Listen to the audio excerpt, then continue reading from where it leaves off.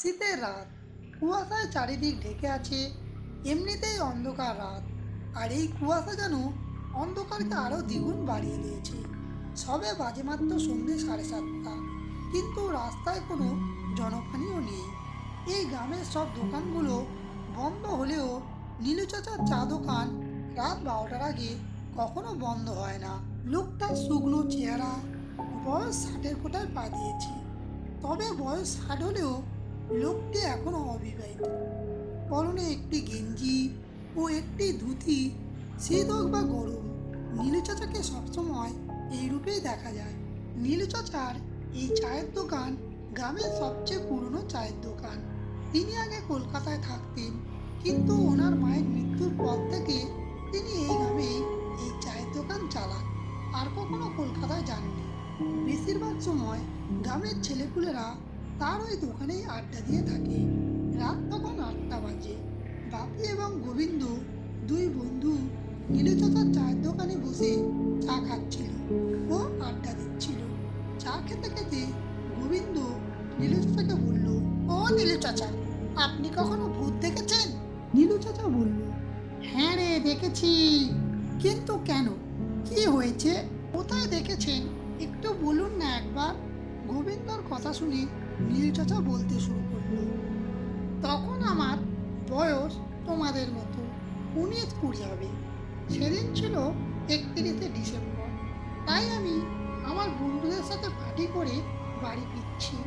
রাত 12টার পর আকাশে কত রকমের বাজি ফাটছে, বোম ফাটছে, এইসব দেখতে দেখতে বাড়ি ফিরছি। কিছুটা দূর আসার পর আমার খুব দূরে বাথরুম পাই। শীতের রাত, কুয়াশায় অত ভালো করে কিছুই দেখা যাচ্ছে না সেরকম।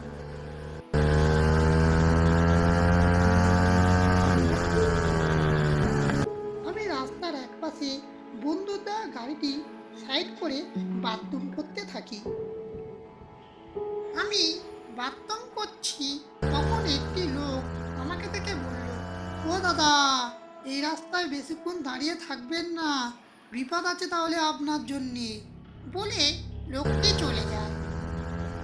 আমি লোকটির কথায় গুরুত্ব না দিয়ে বাথরুম করতে থাকি। আমি বাথরুম করে পেছন ফিরতেই দেখি একটি মেয়ে আমার বাইকে বসে আছে। আমি অবাক হয়ে বাইকের কাছে আসতেই কাউকে দেখতে পেলাম না। আমি ভাবলাম মদ খাওয়ার কারণে হয়তো ভুলভাল দেখছি। তাই আমি আর বেশি কিছু না ভেবে বাইক নিয়ে বাড়ির দিকে রওনা হই। কিছুটা দূর আসার পর আমার যেন কেমন মনে হলো যে আমার পেছনে কেউ যেন বসে আছে। আমি পেছন ঘুরতে দেখলাম যে ওই মেয়েটি আমার পেছনে বসে আছে ও তার চোখ দিয়ে রক্ত বেরোচ্ছে। দেখে আমি ভয় পেয়ে বাইকের কন্ট্রোল হারিয়ে ফেলি,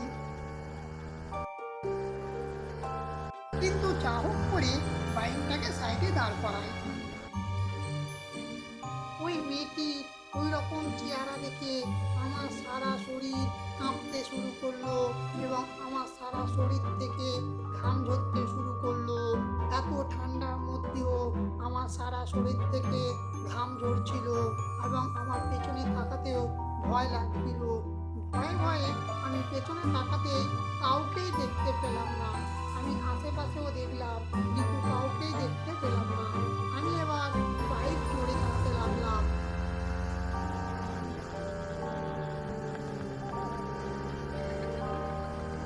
কিছু দূর আসার পর আমার বাইকের সামনে আবার ওই মেয়েটিকে আমি দেখতে পেলাম। এবার আমি আর গাড়ি থামালাম না, ওই মেয়েটির ওপর দিয়ে চালিয়ে দিলাম, কিন্তু মেয়েটির কিছুই হলো না।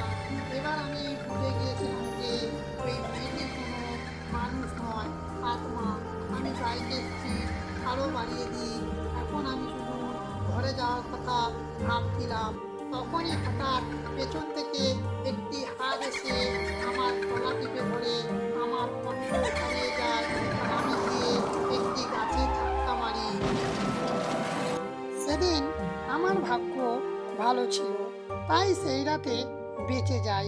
তারপর থেকে আমি আর কোনোদিন ওই রাস্তায় যাইনি।